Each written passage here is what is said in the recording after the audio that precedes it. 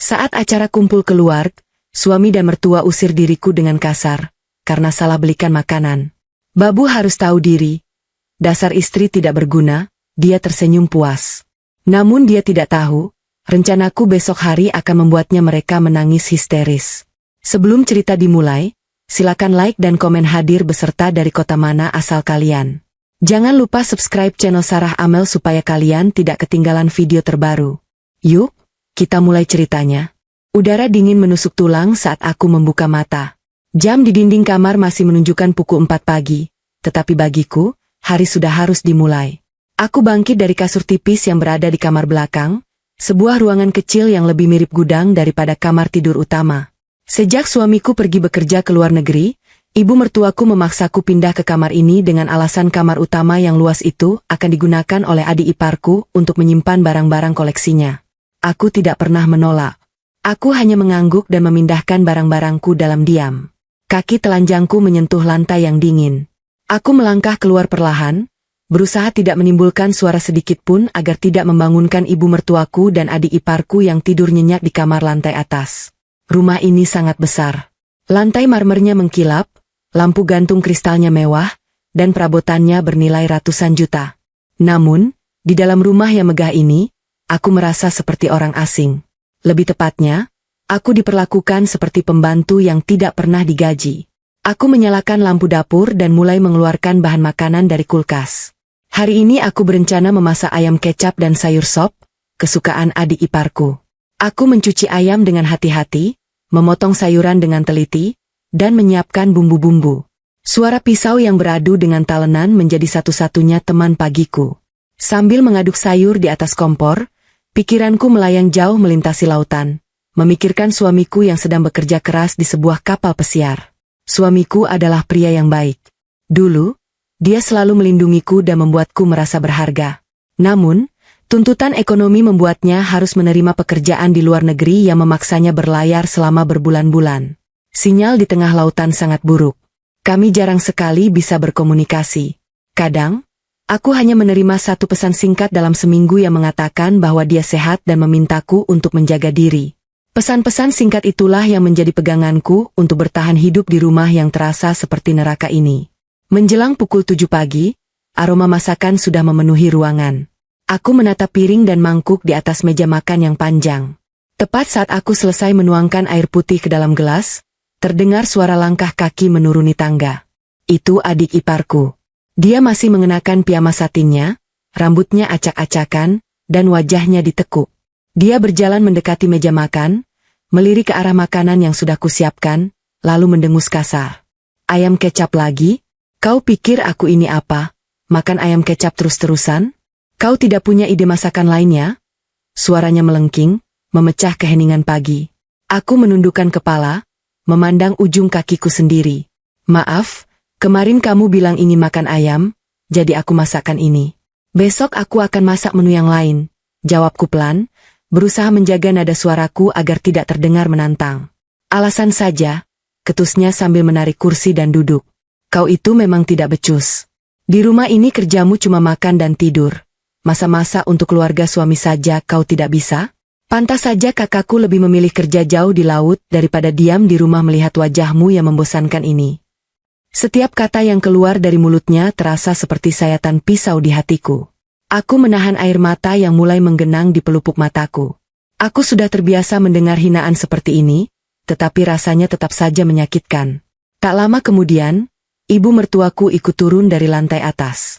Beliau berjalan dengan dagu terangkat, menatapku dengan sorot mata yang tajam dan dingin. Ada apa ini pagi-pagi sudah ribut? Tanya ibu mertuaku sambil menarik kursi di ujung meja, kursi yang seharusnya menjadi tempat kepala keluarga.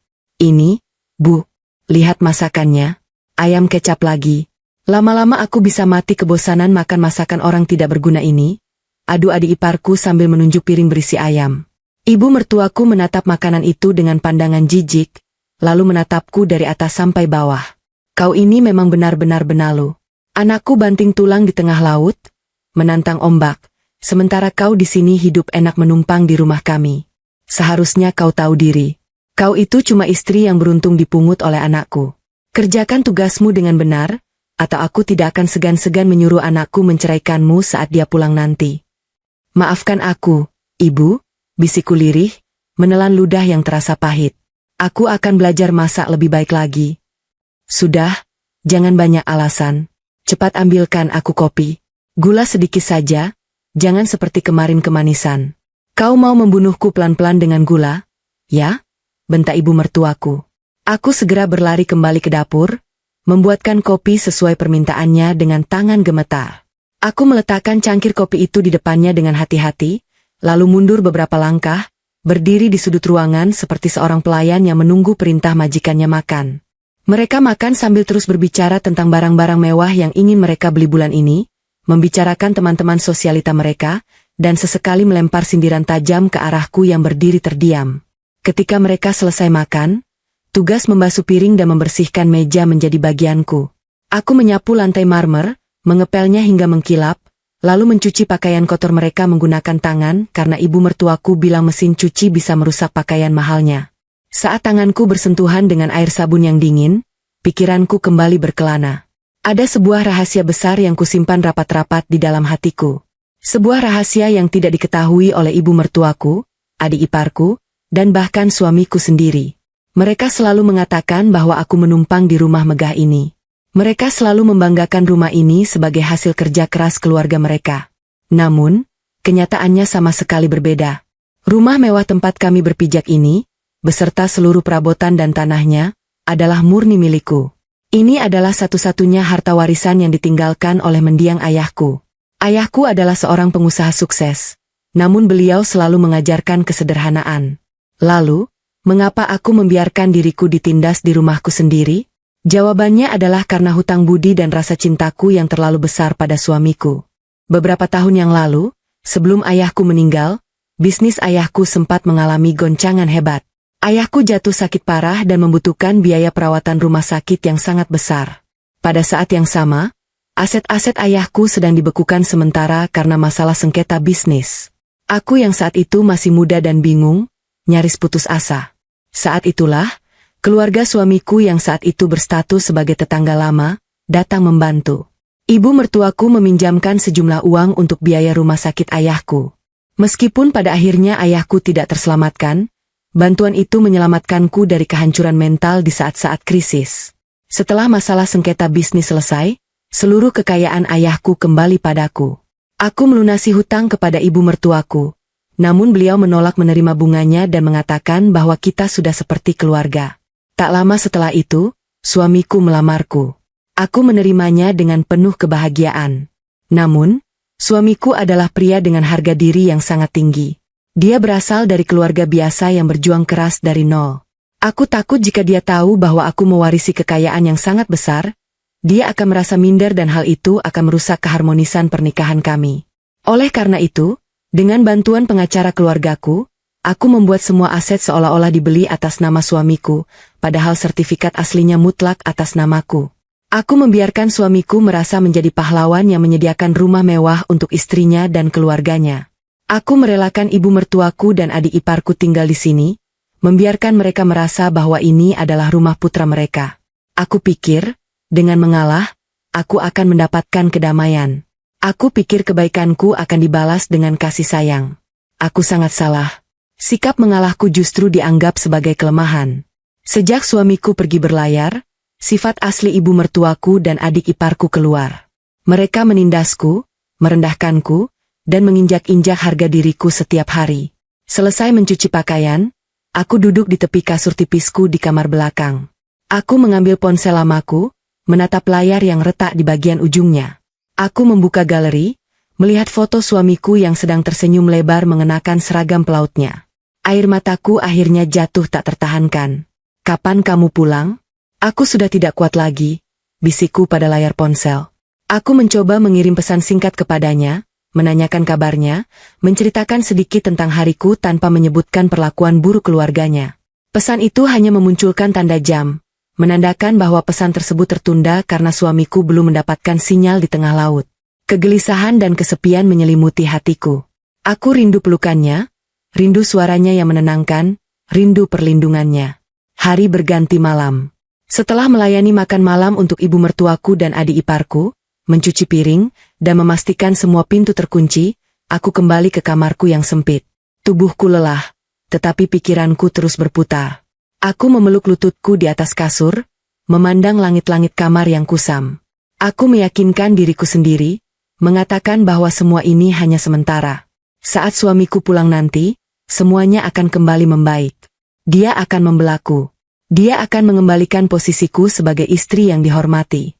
Aku hanya perlu bertahan sedikit lebih lama lagi. Rasa berutang budi di masa lalu mengikat kakiku, membuatku rela membiarkan diriku hancur, demi menjaga nama baik keluarga pria yang sangat kucintai. Aku tidak pernah tahu, bahwa kepulangannya nanti justru akan membawa badai terbesar dalam hidupku. Sore itu langit mendung. Aku sedang menyetrika setumpuk pakaian milik ibu mertuaku di ruang tengah ketika terdengar suara mobil berhenti di depan pagar rumah. Awalnya aku tidak terlalu memperhatikannya, mengira itu hanya kurir paket atau teman adik iparku yang sering berkunjung. Namun, suara langkah kaki yang berat mendekati pintu depan disusul dengan ketukan keras membuat jantungku berdegup aneh. Aku meletakkan setrika, berjalan menuju pintu utama, dan membukanya perlahan. Napasku tercekat. Di hadapanku berdiri seorang pria jangkung dengan kulit yang lebih gelap karena terbakar matahari laut, membawa sebuah koper besar berwarna hitam. Itu suamiku. Dia pulang tanpa memberi kabar sebelumnya.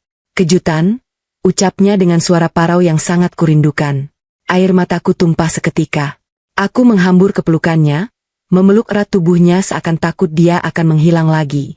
Dia membalas pelukanku tak kalah erat, mencium puncak kepalaku berkali-kali.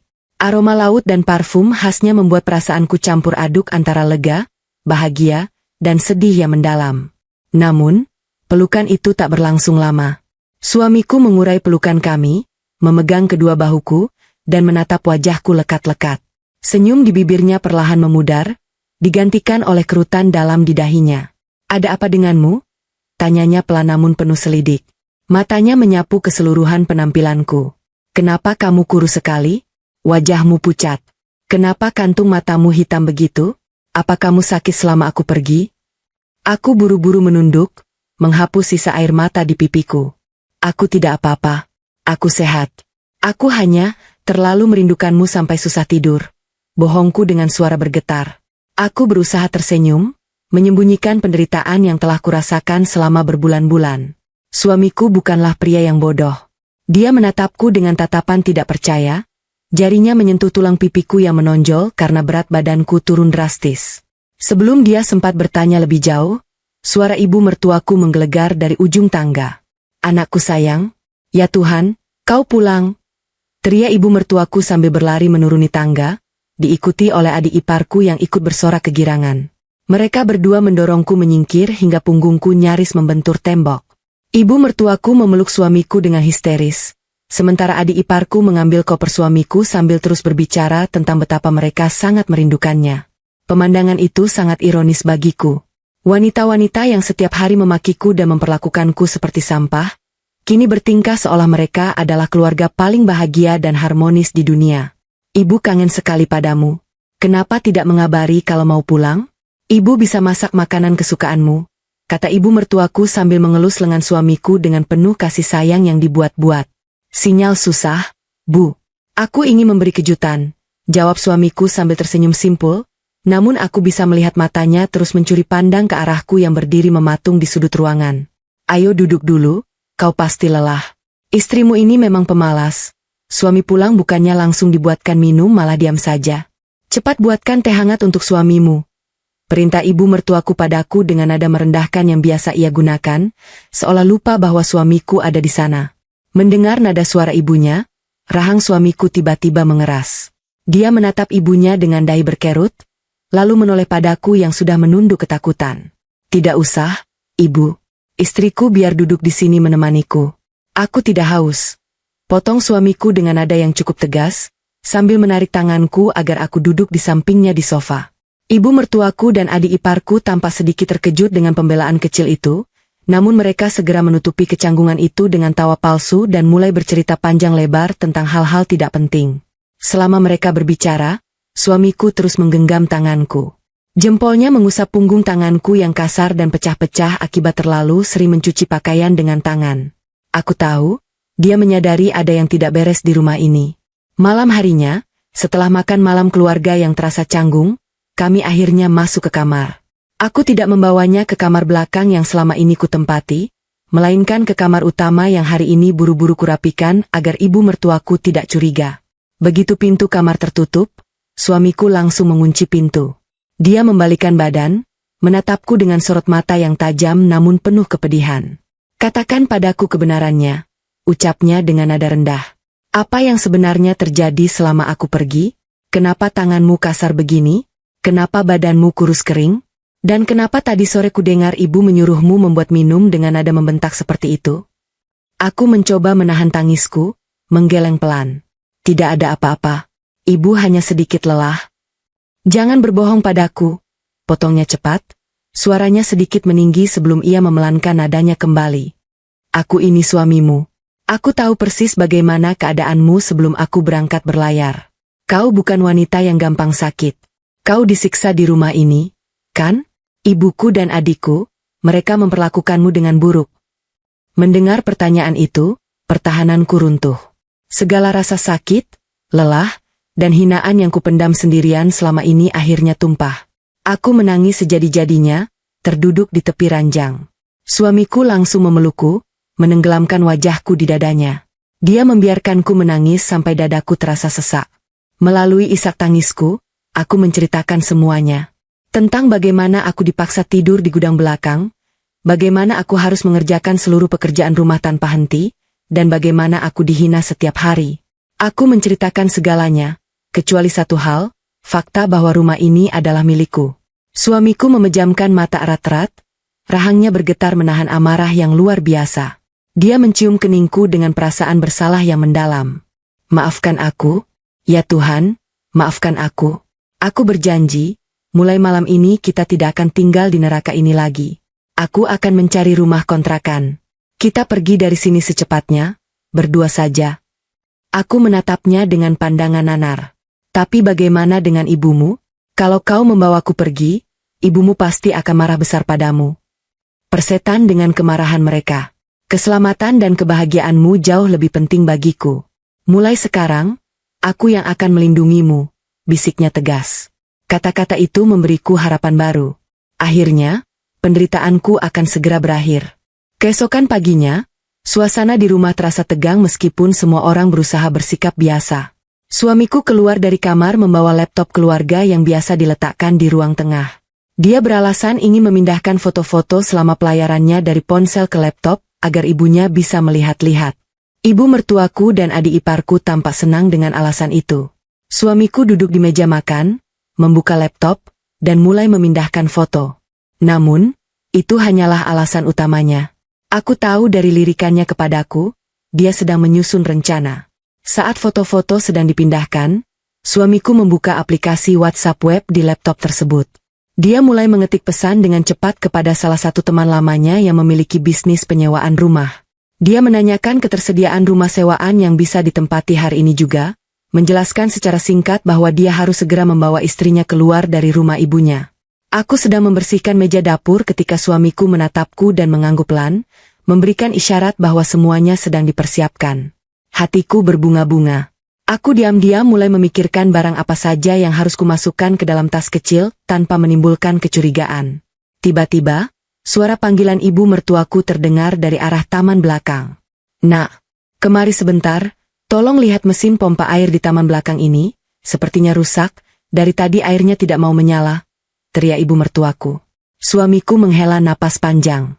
Dia menatap layar laptopnya sejenak, melihat proses pemindahan foto yang baru mencapai 80%. Dia yakin hanya akan pergi sebentar ke halaman belakang. Tanpa berpikir panjang, suamiku berdiri dan berjalan ke arah suara ibunya, meninggalkan laptop yang masih menyala terang dengan jendela WhatsApp web yang terbuka lebar di layar. Itu adalah sebuah kesalahan yang sangat fatal. Kesalahan yang tidak pernah kami duga akan memicu badai yang mengerikan.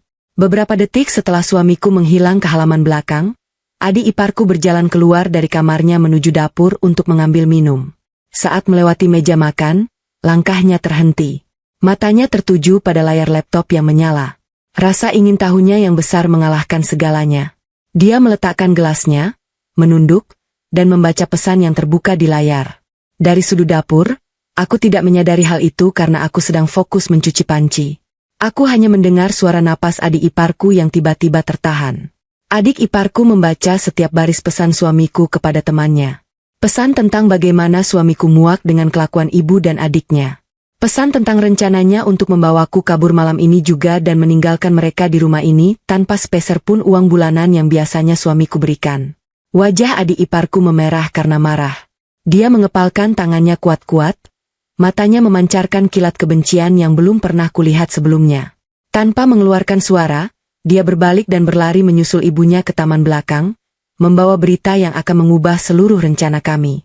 Di dapur, aku masih tersenyum sendiri, membayangkan kehidupan baruku bersama suamiku di rumah kontrakan yang sederhana namun penuh kedamaian. Aku tidak tahu bahwa di halaman belakang sana, sebuah rencana busuk dan mematikan sedang disusun oleh ibu mertuaku untuk memastikan aku tidak akan pernah melangkah keluar dari rumah ini dalam keadaan bernyawa. Siang itu, udara di dalam rumah terasa jauh lebih panas dari biasanya, meskipun pendingin ruangan menyala di setiap sudut. Hari ini adalah hari perayaan kepulangan suamiku. Ibu mertuaku sengaja mengundang seluruh keluarga besar, kerabat jauh, dan beberapa teman sosialitanya untuk datang ke rumah. Beliau ingin memamerkan bahwa putra kebanggaannya telah kembali dari luar negeri dengan membawa banyak uang. Tentu saja, semua persiapan acara ini dibebankan ke pundakku seorang diri. Sejak fajar menyingsing, aku belum sempat duduk barang sedetik pun. Kakiku terasa kebas karena harus mondar-mandir dari dapur ke ruang makan, menata kursi, melap meja kaca hingga tanpa noda, dan memastikan semua hidangan kecil sudah siap. Namun, ada sesuatu yang terasa ganjil sejak kejadian di taman belakang tadi pagi. Setelah suamiku kembali dari memperbaiki pompa air bersama ibu mertuaku, suasana rumah berubah drastis. Adik iparku dan ibu mertuaku kerap kali berbisik-bisik di sudut ruangan sambil menatap tajam ke arahku dan suamiku. Senyum mereka terlihat aneh, lebih mirip sebuah seringai. Aku tidak tahu apa yang sebenarnya mereka bicarakan. Aku mencoba berpikir positif, meyakinkan diriku sendiri bahwa sebentar lagi penderitaanku akan berakhir. Malam ini, suamiku berjanji akan membawaku pergi dari rumah ini. Pikiran itu menjadi satu-satunya sumber tenagaku untuk terus mengaduk panci besar berisi kuah kaldu di atas kompor. Suamiku sendiri terlihat sangat gelisah. Sejak siang, dia terus memegang ponselnya, berjalan mondar-mandir di ruang tamu dengan wajah tegang. Beberapa kali dia mencoba mendekatiku di dapur, tetapi setiap kali dia melangkah, ibu mertuaku atau adik iparku selalu tiba-tiba muncul dan mengalihkan perhatiannya. Mereka seolah dengan sengaja mengurung suamiku agar tidak bisa berbicara berdua saja denganku. Aku hanya bisa melempar senyum tipis dari kejauhan, mengisyaratkan bahwa aku baik-baik saja dan memintanya untuk tenang. Tepat pukul 4 sore, para tamu mulai berdatangan. Rumah mewasku yang biasanya sepi kini dipenuhi oleh suara tawa yang melengking, aroma parfum yang bercampur baur, dan suara hak sepatu tinggi yang beradu dengan lantai marmer. Ibu mertuaku berdiri di dekat pintu utama, menyambut tamu-tamunya dengan gaun berbahan sutra yang dibelinya menggunakan uang bulanan dari suamiku. Beliau memamerkan perhiasan emas yang melingkar di pergelangan tangannya. Sementara itu, aku dipaksa memakai pakaian yang paling lusuh, seragam yang biasa dipakai asisten rumah tangga, agar para tamu benar-benar menganggapku sebagai pelayan rendahan. Aduh, anakmu makin tampan saja setelah pulang berlayar, puji seorang kerabat jauh saat menyalami suamiku. Kerabat itu kemudian melirik ke arahku yang sedang membawa nampan berisi gelas-gelas sirup. Tapi sayang, istrinya masih saja kucel begitu. Tidak bisa merawat diri ya? Pantas saja suaminya lebih betah di laut. Ibu mertuaku tertawa keras, tawa yang menusuk gendang telingaku. Begitulah. Namanya juga orang kampung yang beruntung diangkat derajatnya oleh keluarga kami. Dikasih uang perawatan juga pasti dihabiskan untuk hal tidak jelas. Makanya aku suruh dia bantu-bantu saja di belakang, daripada merusak pemandangan di depan. Tanganku bergetar memegang nampan. Aku menundukkan kepala, menggigit bibir bawahku kuat-kuat untuk menahan air mata agar tidak jatuh. Suamiku yang mendengar percakapan itu langsung menoleh ke arahku. Wajahnya merah padam. Dia baru saja akan membuka mulut untuk membantah ucapan ibunya, tetapi aku buru-buru menggelengkan kepala. Aku menatap matanya dalam-dalam, memohon agar dia tidak membuat keributan di depan banyak orang. Kami hanya perlu bersabar beberapa jam lagi. Setelah pesta ini selesai, kami akan pergi. Suamiku menghela napas kasar, mengepalkan tangannya dengan kuat, lalu memalingkan wajahnya. Menjelang makan malam, malapetaka yang sebenarnya dimulai. Kemarin, ibu mertuaku memberiku daftar makanan catering yang harus kubeli dari restoran mewah di pusat kota. Aku sudah memesan semuanya sesuai dengan catatan. Namun, saat kotak-kotak makanan itu kubuka dan kususun di atas meja prasmanan, raut wajah adik iparku langsung berubah menjadi garang. "Apa-apaan ini?" teriak adik iparku dengan suara melengking, membuat seluruh tamu di ruang makan mendadak terdiam dan menoleh ke arah kami. Dia menunjuk ke arah nampan besar berisi ikan bakar. "Aku sudah bilang pesankan ikan kod panggang dengan saus truffle. Kenapa yang datang malah ikan gurame bakar murahan seperti ini? Kau ini tuli atau bodoh?" Aku terkesiap. Tapi di catatan yang ibu berikan kemarin, tertulis ikan gurame. Uang yang ibu berikan juga pas-pasan hanya untuk membeli menu ini. Jelasku dengan suara bergetar, berusaha membela diri. "Berani kau menyalahkan ibuku?" Adik iparku melangkah maju, mendorong bahuku dengan kasar hingga aku terhuyung ke belakang dan nyaris menabrak meja. "Dasar pembohong. Kau pasti menggelapkan uang belanjaannya kan? Kau sengaja membeli makanan murahan ini untuk mempermalukan keluarga kami di depan tamu-tamu. Iya?" Ibu mertuaku segera ikut campur. Beliau berjalan mendekati meja makan dengan wajah memerah menahan amarah. "Dasar wanita tidak tahu diuntung. Di depan tamu-tamu kehormatanku kau malah membuat ulah. Coba lihat makanan ini, pantas tidak disajikan untuk tamu-tamu pentingku? Kau memang sengaja ingin menjatuhkan harga diri keluargaku."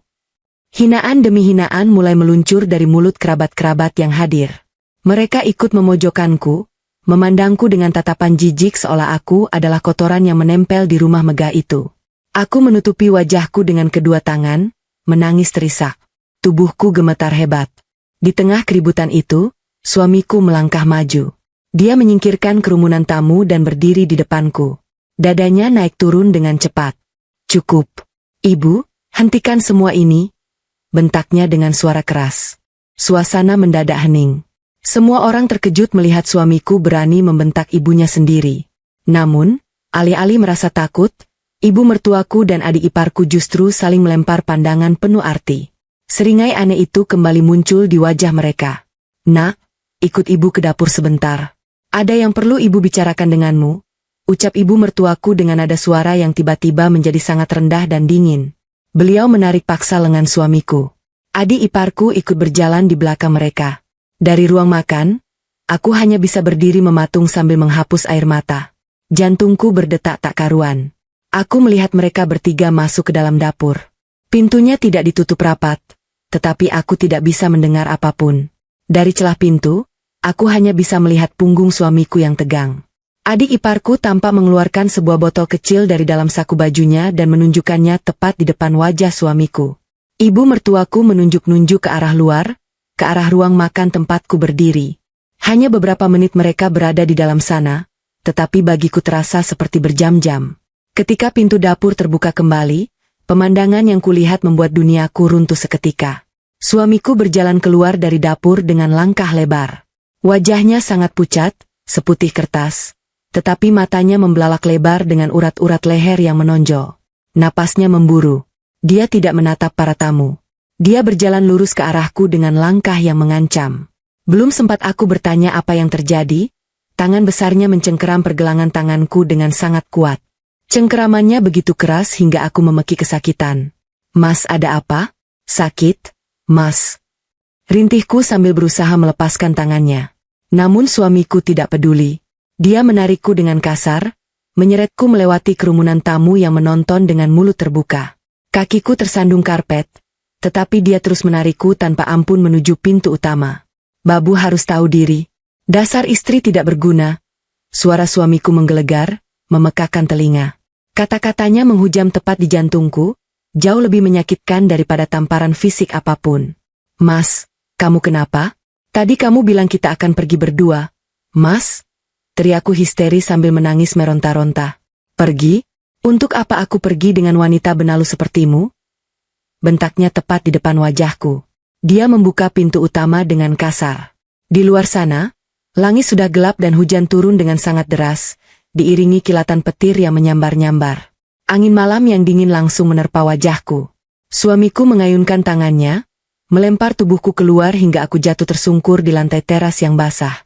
Lutut dan telapak tanganku berdarah tergores ubin yang kasar. Belum sempat aku bangkit, sebuah tas kecil berisi pakaian ganti dan sebuah jaket hitam tebal melayang dari dalam rumah dan mendarat tepat di wajahku. Itu adalah jaket kesayangannya yang tadi pagi kusiapkan. Jangan pernah kembali ke rumah ini. Aku muak melihat wajahmu. Mulai malam ini, kau bukan siapa-siapa lagi bagiku. Teriak suamiku dengan suara yang terdengar bergetar, namun penuh kebencian. Dari belakang punggung suamiku, aku melihat ibu mertuaku dan adik iparku berdiri bersedekap. Mereka tersenyum sangat lebar. Sebuah senyum kemenangan yang memuakkan. Ibu mertuaku bahkan tertawa kecil, menikmati pemandangan kehancuranku. Tutup pintunya, nak.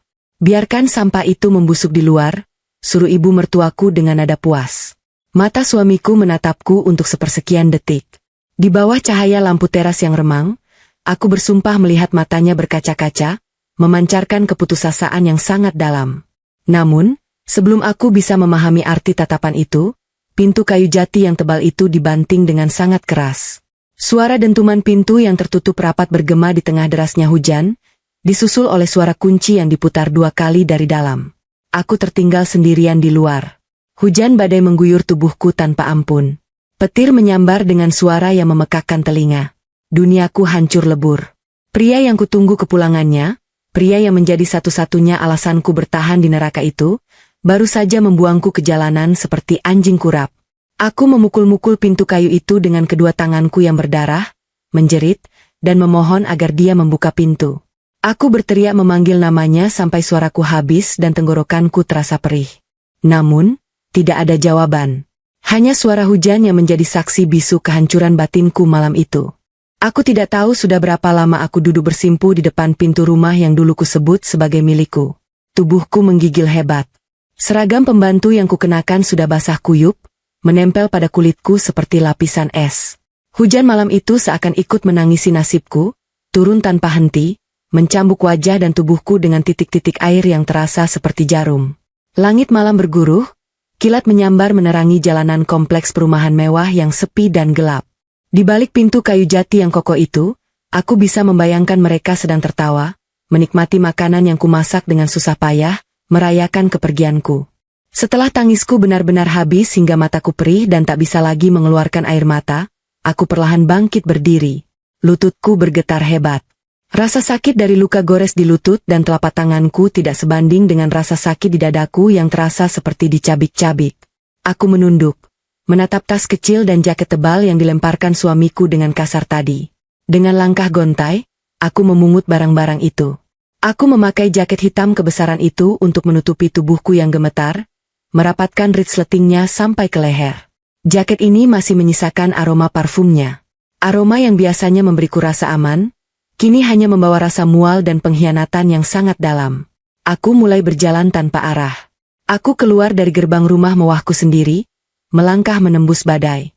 Sandal jepit tipis yang kupakai seringkali tergelincir di aspal yang licin. Beberapa kali aku terjatuh, mencium genangan air yang kotor, namun aku bangkit lagi layaknya mayat hidup yang kehilangan jiwanya. Aku tidak membawa dompet, tidak membawa uang sepeser pun. Semua hartaku, sertifikat asliku, semuanya tersimpan di dalam brankas di rumah itu. Aku merasa benar-benar hancur, tidak berharga, dan kosong. Pikiran-pikiran gelap mulai menghantui kepalaku. Untuk apa aku hidup? Ayahku sudah meninggal, dan suamiku, satu-satunya tempatku bergantung, telah membuangku. Mungkin lebih baik aku mengakhiri semuanya malam ini juga di tengah jalan raya ini. Setelah berjalan terseok-seok sejauh 2 kilometer dari kompleks perumahan, aku menemukan deretan ruko yang sudah tutup. Aku berteduh di bawah salah satu teras ruko yang sempit, duduk memeluk kedua lututku di sudut dinding yang dingin. Angin malam yang berhembus membuat gigiku bergemeretak. Untuk mencari sedikit kehangatan, aku memasukkan kedua tanganku ke dalam saku jaket tebal milik suamiku. Saat tangan kiriku masuk ke saku dalam, jariku menyentuh sesuatu yang keras dan berbentuk persegi panjang. Aku mengernyitkan dahi. Perlahan, aku menarik benda itu keluar. Mataku terbelalak di tengah keremangan cahaya lampu jalan. Itu adalah sebuah ponsel pintar layar sentuh, tetapi bukan ponsel utama yang biasa dipakai suamiku. Ini adalah ponsel kedua yang lebih kecil, yang biasanya hanya dia gunakan untuk mendengarkan musik saat berlayar. Tanganku merogoh saku itu lebih dalam lagi dan menemukan secari kertas yang dilipat asal-asalan. Kertas itu terasa sedikit lembab. Dengan tangan yang masih bergetar hebat karena kedinginan, aku membuka lipatan kertas tersebut. Di bawah cahaya lampu jalan yang kuning dan redup, aku membaca tulisan tangan yang sangat kukenal. Tulisan tangan suamiku. Tulisannya terlihat berantakan, seolah ditulis dengan sangat terburu-buru dan dalam keadaan panik. Dengarkan rekaman terakhir. Maafkan aku sayang, cepat temui Pak Bima. Aku tertegun. Napasku tertahan di tenggorokan. Mataku membaca 3 kalimat singkat itu berulang-ulang, mencoba mencerna apa maknanya. Mengapa dia menyuruhku menemui Pak Bima, pengacara keluargaku? Mengapa dia meminta maaf? Dengan jari-jari yang kaku dan basah, aku menekan tombol daya di sisi ponsel tersebut. Layarnya menyala terang, memaksaku menyipitkan mata. Baterainya masih tersisa sekitar 70%. Tidak ada layar kunci. Begitu layar terbuka, aplikasi perekam suara, voice recorder, langsung terpampang di bagian paling depan, menunjukkan sebuah file rekaman audio yang baru saja disimpan beberapa jam yang lalu, tepat saat acara makan malam tadi. Tanganku semakin bergetar. Rasa takut, penasaran, dan bingung bercampur menjadi satu. Aku membesarkan volume ponsel hingga maksimal, menempelkan pinggiran ponsel ke telingaku, dan menekan tombol putar. Terdengar suara kresek-kresek sejenak, suara gesekan kain, lalu terdengar suara pintu yang ditutup. Aku segera mengenali bahwa ini adalah rekaman yang diambil secara diam-diam dari dalam saku celana suamiku. Apa-apaan maksudmu membawa tas dan koper ke ruang tamu? Suara melengking itu adalah suara adik iparku. Terdengar sangat jelas, penuh kemarahan. Aku akan membawa istriku pergi dari rumah ini malam ini juga. Kalian berdua sudah gila. Kalian menyiksanya selama aku tidak ada. Aku sudah tahu semuanya. Suara suamiku terdengar tegas, namun ada nada panik yang tertahan di sana. Terdengar suara tawa dingin yang membuat bulu kuduku berdiri. Itu tawa ibu mertuaku. Oh, jadi kau sudah membaca laptopmu ya? Anak bodoh. Kau pikir kau bisa pergi begitu saja membawa wanita sampah itu dan meninggalkan kami di sini tanpa uangmu? Ini bukan tentang uang. Ini tentang nyawa istriku. Aku akan membawanya pergi, terserah apa kata kalian. Lalu, terdengar suara langkah kaki mendekat, disusul suara denting botol kaca kecil yang diketukkan ke meja dapur. Coba saja kalau kau berani melangkah keluar membawa istrimu malam ini, ancam adik iparku dengan nada penuh bisa. Kau lihat botol ini? Ini racun tanpa warna dan tanpa rasa. Ibu membelinya dari pasar gelap bulan lalu. Rencananya kami hanya akan meneteskannya sedikit-sedikit ke minumannya agar dia mati perlahan karena penyakit. Tapi karena kau ingin jadi pahlawan. Apa yang kalian lakukan? Kalian gila? Suara suamiku terdengar sangat syok dan ngeri. Kalau kau berani membela dia di depan tamu malam ini, atau mencoba membawanya kabur, potong ibu mertuaku dengan desisan tajam. Adikmu akan menuangkan seluruh isi botol ini ke dalam mangkuk sop istrimu saat kalian makan malam. Dia tidak akan selamat sampai di rumah sakit. Percayalah, ibu tidak pernah main-main. Pilihannya ada di tanganmu.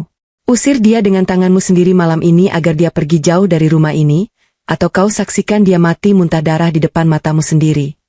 Terdengar suara napas suamiku yang memburu dan kasar. Kalian iblis. Desisnya dengan suara bergetar, seolah dia sedang menahan tangis dan amarah yang memuncak pada saat yang bersamaan. Rekaman itu berhenti. Aku menurunkan ponsel dari telingaku perlahan-lahan. Udara di sekitarku terasa membeku. Hujan badai yang menderu di depanku seolah kehilangan suaranya. Kepalaku pening, kenyataan menghantamku dengan kekuatan 1000 ton. Suamiku tidak membuangku. Dia tidak mengkhianatiku. Dia berakting kejam, mengorbankan harga dirinya, dan membuangku ke jalanan malam ini murni demi menjauhkanku dari racun mematikan ibunya sendiri. Dia melempar jaket ini dengan kasar di depan para tamu untuk menyelipkan alat bukti ini agar aku bisa menyelamatkan diri. Tangis kembali pecah, tetapi kali ini bukan tangis keputusasaan. Ini adalah tangis haru, kelegaan, dan pada saat yang sama, amarah yang membara. Air mata mengalir deras membasahi pipiku, bercampur dengan air hujan. Aku memeluk ponsel dan kertas kecil itu di dadaku, memanggil-manggil nama suamiku dalam hati. Betapa besar rasa takut yang harus dia tanggung saat mengusir wanita yang dia cintai demi menyelamatkan nyawanya. Betapa hancur perasaannya saat harus memaki diriku di depan semua orang agar ibu dan adiknya percaya pada sandiwaranya. Rasa kasihan pada diriku sendiri yang sejak tadi menyelimutiku tiba-tiba menguap tanpa sisa. Kesedihan itu mengeras, berubah menjadi sebuah tekad yang tajam bagaikan pedang. Selama bertahun-tahun, aku rela direndahkan, rela menjadi babu di rumahku sendiri karena aku menghormati mereka sebagai keluarga suamiku. Aku menahan diri untuk tidak memamerkan kekayaanku karena aku ingin menjaga perasaan suamiku. Aku membiarkan mereka hidup mewah dari aset-asetku. Namun malam ini, mereka telah melewati batas. Mereka bukan hanya menghinaku, mereka berniat membunuhku. Mereka mengancam pria yang paling kucintai dan memaksanya melakukan hal yang menyiksa batinnya. Aku menghapus sisa air mata di wajahku dengan lengan jaket. Matahari belum terbit, tetapi di dalam hatiku, badai telah reda digantikan oleh ketenangan yang mematikan. Aku bukan lagi menantu bodoh yang bisa diinjak-injak. Aku adalah pewaris tunggal kerajaan bisnis ayahku, dan aku akan mengambil kembali setiap sen yang telah mereka nikmati. Dengan tangan yang kini tidak lagi bergetar karena takut, aku menekan layar ponsel itu. Aku membuka daftar kontak, mengetikkan sebuah nomor telepon yang sudah kuhafal di luar kepala. Nomor telepon rahasia milik Pak Bima, pengacara setia mendiang ayahku yang menyimpan semua surat wasiat dan sertifikat asli kekayaanku. Nada dering terdengar 2 kali sebelum sebuah suara berat dan serak karena bangun tidur menjawab di seberang sana. Halo? Sapa Pak Bima. Pak Bima, ini aku. Ucapku dengan suara yang jernih, dingin, dan penuh otoritas. Tidak ada lagi sisa-sisa wanita lemah dalam nada bicaraku. Nona? Ya Tuhan, suara Anda. Ada apa, Nona? Kenapa menelpon jam segini? Tanya Pak Bima, nadanya langsung berubah menjadi panik. Pak, tolong jemput aku di depan deretan ruko Jalan Sudirman sekarang juga. Bawa mobil yang aman. Kita punya banyak pekerjaan yang harus diselesaikan malam ini. Pekerjaan? Pekerjaan apa, Nona?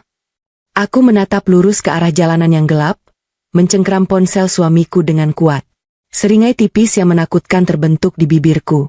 Sudah waktunya sang ratu mengambil kembali istananya, bisikku tajam.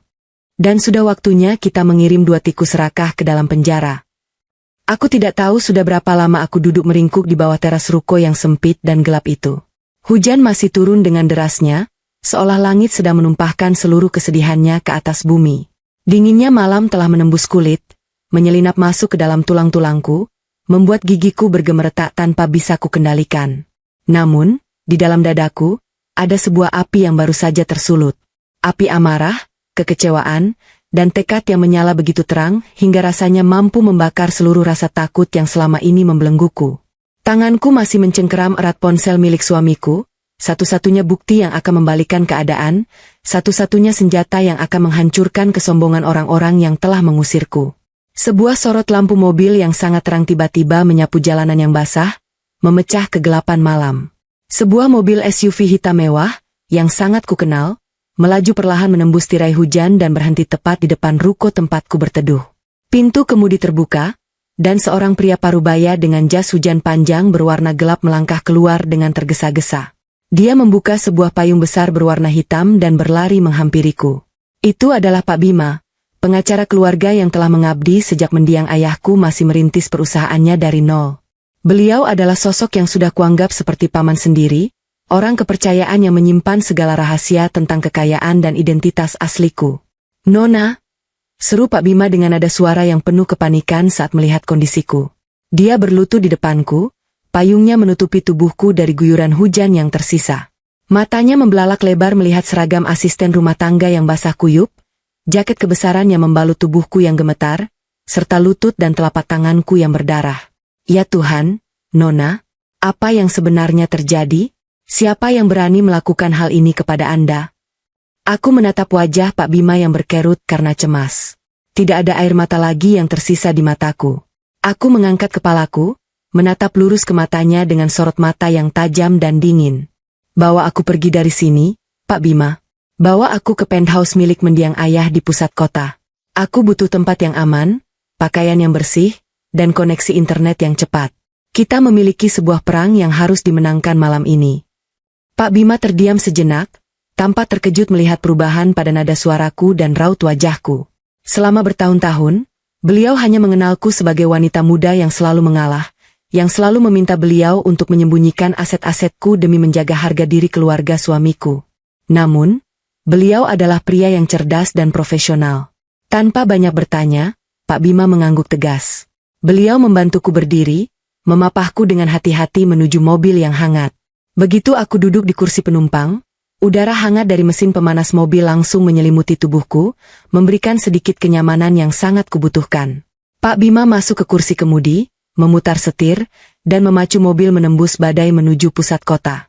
Sepanjang perjalanan, suasana di dalam mobil terasa sangat hening. Hanya terdengar suara rintik hujan yang menghantam kaca jendela dan suara mesin yang menderu halus. Aku memejamkan mata, membiarkan tubuhku yang lelah bersandar pada jok kulit yang empuk. Pikiranku berputar dengan sangat cepat, menyusun kepingan-kepingan rencana yang akan kulakukan esok hari. Aku membayangkan wajah ibu mertuaku dan adik iparku. Aku membayangkan senyum puas mereka saat melihatku diusir seperti binatang buas yang menjijikkan. Aku bersumpah pada diriku sendiri, senyum itu akan segera berubah menjadi jeritan keputusasaan. Setengah jam kemudian, mobil memasuki area parkir bawah tanah sebuah gedung apartemen mewah yang menjulang tinggi di pusat kota Jakarta. Ini adalah salah satu properti paling berharga yang ditinggalkan oleh ayahku, sebuah penthouse di lantai paling atas yang selalu dijaga kebersihannya namun jarang sekali kutempati. Kami naik menggunakan lift pribadi yang langsung menuju ke lantai atas. Begitu pintu lift terbuka, aku disambut oleh ruangan yang sangat luas, mewah, dan hangat. Lantai kayunya dilapisi karpet tebal, jendela-jendela kaca raksasanya menampilkan pemandangan lampu-lampu kota yang berkelap-kelip di tengah hujan, dan perabotannya tertata dengan sangat elegan. Ini adalah duniaku yang sebenarnya. Dunia yang selama ini kutinggalkan demi mengabdi pada keluarga suamiku yang tidak pernah menghargaiku. Nona, silakan bersihkan diri Anda terlebih dahulu. Saya akan meminta pihak keamanan untuk membawakan kotak perlengkapan medis P3K ke atas, lalu saya akan menyeduhkan teh hangat untuk Anda. Kamar mandi utama ada di sebelah kanan, ucap Pak Bima dengan nada hormat, menunjuk ke arah lorong. Aku mengangguk pelan. Terima kasih, Pak Bima. Tolong siapkan juga semua berkas kepemilikan aset yang selama ini Bapak simpan. Sertifikat rumah, dokumen kepemilikan perusahaan, dan data mutasi rekening. Aku ingin semuanya ada di atas meja ruang tamu setelah aku selesai mandi. Pak Bima membungkuk sedikit. Baik, Nona. Akan segera saya siapkan. Aku melangkah menuju kamar mandi utama. Ruangan itu sangat luas, didominasi oleh marmer putih yang bersih. Aku melepaskan jaket suamiku dengan perlahan, meletakkannya di atas meja wastafel dengan hati-hati seolah benda itu adalah benda paling berharga di dunia. Lalu, aku melepas seragam basah dan lusuh itu, melemparnya ke lantai dengan perasaan jijik. Seragam itu adalah simbol dari kebodohanku selama bertahun-tahun. Aku masuk ke bawah pancuran air hangat. Saat air menyentuh kulitku, rasa sakit dari luka-lukaku kembali terasa, tetapi aku tidak memedulikannya. Aku membiarkan air hangat itu mencuci bersih semua kotoran, keringat, dan air mata yang menempel di tubuhku. Aku membasuh rambutku berkali-kali, menggosok kulitku hingga kemerahan, seakan ingin meluruhkan sosok diriku yang lemah dan tak berdaya bersama dengan air yang mengalir ke saluran pembuangan. Di bawah guyuran air, aku teringat kembali pada ayahku. Ayahku adalah seorang pria yang keras namun sangat penyayang. Beliau membangun kerajaannya dengan keringat dan air mata, mengajarkanku untuk selalu rendah hati tetapi tidak pernah membiarkan orang lain menginjak-injak harga diriku. Aku telah mengkhianati ajaran ayahku dengan membiarkan diriku ditindas. Aku merasa sangat bersalah. Namun, ayah, mulai malam ini putri kecilmu tidak akan pernah menundukkan kepalanya lagi. Aku akan mengambil kembali apa yang menjadi hakku. Setelah 30 menit berlalu, aku keluar dari kamar mandi. Aku mengenakan jubah mandi berbahan handuk yang tebal dan hangat. Aku mengeringkan rambutku, mengobati luka gores di lutut dan tanganku menggunakan kotak P3K yang sudah disiapkan di atas kasur, lalu berjalan keluar menuju ruang tamu. Pak Bima sedang duduk di sofa, sebuah koper dokumen terbuka di atas meja kaca di depannya. 2 cangkir teh chamomile yang masih mengepulkan asap tertata rapi di samping tumpukan map tebal. Aku duduk di sofa yang berhadapan dengan Pak Bima. Aku mengambil cangkir tehku, menyesapnya perlahan. Rasa hangat yang menjalar ke tenggorokanku sedikit, banyak menenangkan saraf-sarafku yang tegang. Setelah meletakkan cangkir itu kembali, aku mengambil ponsel milik suamiku dari saku jubah mandi, meletakkannya di atas meja, dan mendorongnya ke arah Pak Bima. Dengarkan ini, Pak Bima, ucapku dengan suara datar. Aku menekan tombol putar pada layar ponsel tersebut. Suara rekaman itu kembali menggema, kali ini mengisi ruangan penthouse yang sunyi. Suara adik iparku yang melengking penuh kemarahan, suara suamiku yang panik dan memohon, tawa dingin ibu mertuaku yang meremehkan. Dan akhirnya, ancaman mematikan tentang botol racun tanpa warna dan rasa yang akan diteteskan ke dalam makananku jika suamiku berani membelaku malam itu.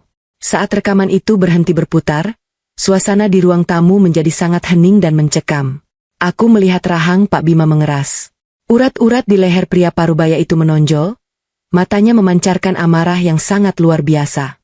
Tangan Pak Bima yang diletakkan di atas lututnya mengepal kuat hingga buku-buku jarinya memutih. Mereka benar-benar iblis. Desis Pak Bima dengan suara bergetar karena menahan marah. Saya tahu mereka selalu memperlakukan Nona dengan buruk. Nona selalu melarang saya untuk bertindak dan menyuruh saya diam. Tetapi ini sudah percobaan pembunuhan berencana. Nona, ini tindak kriminal murni yang sangat keji. Mereka menggunakan racun dan mengancam suami Anda untuk membuang Anda. Kita tidak bisa membiarkan ini, Nona. Aku tersenyum tipis, sebuah senyuman tanpa kehangatan. Aku tahu, Pak Bima, dan aku tidak akan membiarkannya. Selama ini, aku menutup mata atas semua hinaan mereka karena aku berpikir mereka adalah keluarga dari pria yang kucintai. Aku merasa berutang budi karena mereka meminjamkan uang saat ayah sakit dulu, meski uang itu sudah kulunasi 100 kali lipat dengan memberikan mereka kehidupan mewah. Aku pikir dengan mengalah, aku bisa menjaga keharmonisan. Tapi nyatanya, kebaikanku dianggap sebagai kelemahan yang mengundang niat membunuh. Aku mencondongkan tubuhku ke depan, menatap dokumen-dokumen di atas meja. Pak Bima, kita akan mengakhiri sandiwara ini sekarang juga. Aku ingin Bapak menghubungi manajer bank prioritas yang mengurus rekening utama kita, sekarang juga. Pak Bima melirik jam tangannya. Saat ini masih pukul 3 pagi, Nona. Apakah tidak masalah? Bangunkan dia. Perintahku dengan nada mutlak yang tidak menerima bantahan. Katakan padanya ini adalah keadaan darurat dari klien VIP tertingginya. Aku ingin seluruh kartu kredit tambahan, kartu debit, dan akses rekening yang saat ini dipegang oleh ibu mertuaku dan adik iparku diblokir secara permanen. Bekukan semua dana yang mereka miliki. Tarik kembali setiap fasilitas keuangan yang pernah kuberikan atas nama suamiku, pindahkan kembali ke rekening pribadiku secara penuh. Pak Bima mengangguk cepat, mengambil ponselnya dan segera mendial nomor manajer bank tersebut. Sambil menunggu panggilan tersambung, aku membuka map tebal yang berisi sertifikat rumah yang saat ini sedang ditinggali oleh mertuaku. Sertifikat itu dengan jelas mencantumkan namaku sebagai pemilik tunggal, sah secara hukum, jauh sebelum aku menikah dengan suamiku. Surat itu adalah bukti tak terbantahkan bahwa rumah itu adalah harta bawaanku, bukan harta bersama, apalagi milik keluarga suamiku. Halo, Pak Hendra? Ya, ini Bima. Maaf mengganggu waktu istirahat Anda di pagi buta. Ini perintah darurat langsung dari Nona. Kami perlu Anda mengakses sistem sekarang juga. Pak Bima mulai berbicara dengan nada serius dan memerintah di telepon, menjelaskan instruksiku secara rinci. Aku mendengarkan setiap instruksi pembekuan dana itu dengan perasaan puas yang mulai merayap di dadaku. Setelah urusan bank selesai, aku kembali memberikan perintah. Selanjutnya, hubungi kepala kepolisian daerah yang merupakan sahabat lama mendiang ayah. Kirimkan salinan rekaman suara dari ponsel ini kepadanya secara aman. Kita akan membuat laporan resmi pagi ini juga atas tuduhan percobaan pembunuhan berencana, penggelapan paksa, dan ancaman terhadap nyawa. Aku ingin sebuah tim kepolisian yang solid mendampingi kita besok pagi. Pak Bima mencatat semuanya dengan cepat di buku catatannya. Baik, Nona. Saya akan memastikan laporan ini diproses dengan prioritas tertinggi. Bukti rekaman ini sudah lebih dari cukup untuk mendapatkan surat perintah penangkapan. Suara mereka sangat jelas, niat mereka sangat eksplisit. Aku bersandar kembali ke sofa, menatap keluar jendela kaca. Hujan di luar sana mulai mereda, menyisakan gerimis kecil dan langit yang perlahan mulai berubah warna menjadi biru gelap menjelang subuh. Malam yang panjang dan mengerikan ini akhirnya akan segera berakhir, digantikan oleh fajar yang baru. Mereka mengira telah menguasai istanaku dan menyingkirkan pemiliknya. Gumamku pelan, mataku berkilat menatap bayanganku sendiri di kaca jendela. Besok pagi, Pak Bima. Besok pagi, kita akan datang ke sana dan menunjukkan kepada mereka siapa sebenarnya babu yang tidak berguna itu. Siapkan sebuah gaun yang pantas untukku. Aku ingin tampil sempurna saat mengusir mereka dari rumahku sendiri. Dengan senang hati, Nona. Saya jamin, hari esok akan menjadi hari yang tidak akan pernah mereka lupakan seumur hidup mereka. Jawab Pak Bima dengan senyum penuh tekad, segera sibuk mengetik pesan dan menelepon pihak-pihak yang diperlukan. Perang baru saja dimulai, dan aku pastikan, aku tidak akan memberikan ampun sedikit pun. Matahari pagi akhirnya menyingsing, sinarnya menembus tirai tipis penthouse yang menjulang tinggi, membawa kehangatan yang kontras dengan dinginnya badai semalam. Aku sama sekali tidak tidur. Aku menghabiskan sisa malam dengan membaca ulang seluruh dokumen aset, memastikan bahwa tidak ada satu celah hukum pun yang bisa digunakan oleh ibu mertuaku untuk berkelit. Tubuhku terasa sangat lelah, namun adrenalin yang memompa deras di dalam nadiku membuatku tetap terjaga sepenuhnya. Mataku tidak terasa mengantuk, pikiranku justru setajam silet. Saat jam dinding menunjukkan pukul 7 pagi, Pak Bima masuk ke ruang tamu membawa nampan berisi sarapan hangat dan sebuah laptop model terbaru. Beliau meletakkan laptop itu di hadapanku. Sesuai permintaan Anda, Nona. Laptop ini sudah terhubung dengan jaringan internet yang paling aman. Ucap Pak Bima seraya menuangkan secangkir kopi hitam pekat untukku. Aku mengangguk, menarik laptop itu mendekat, dan segera membuka peramban web. Jari-jariku bergerak lincah di atas papan ketik, memasukkan alamat IP khusus dan kata sandi yang sangat rumit. Ini adalah sistem keamanan rumah pintar terpadu yang kupasang di rumah mewasku beberapa tahun yang lalu. Saat itu, aku beralasan kepada ibu mertuaku bahwa itu hanyalah sensor gerak untuk alarm anti-maling. Mereka tidak pernah tahu bahwa perangkat kecil yang terpasang di sudut-sudut langit ruangan adalah kamera CCTV beresolusi tinggi yang dilengkapi dengan perekam suara 2 arah. Aku memiliki akses admin penuh ke sistem ini, sebuah akses yang tidak pernah kugunakan karena aku selalu percaya pada suamiku. Namun, hari ini, sistem inilah yang akan menjadi saksi bisu atas kebenaran yang terjadi setelah aku diusir. Aku menekan menu arsip rekaman pada malam sebelumnya. Jantungku berdetak lebih cepat saat aku memilih waktu yang tepat, beberapa menit setelah pintu utama dibanting dan dikunci dari dalam. Layar laptop menampilkan rekaman dari ruang tamu utama dengan sangat jernih. Di layar, kulihat suamiku berdiri mematung menghadap pintu utama. Napasnya terlihat memburu, dadanya naik turun dengan cepat. Begitu suara kunci selesai diputar, suamiku langsung menjambak rambutnya sendiri.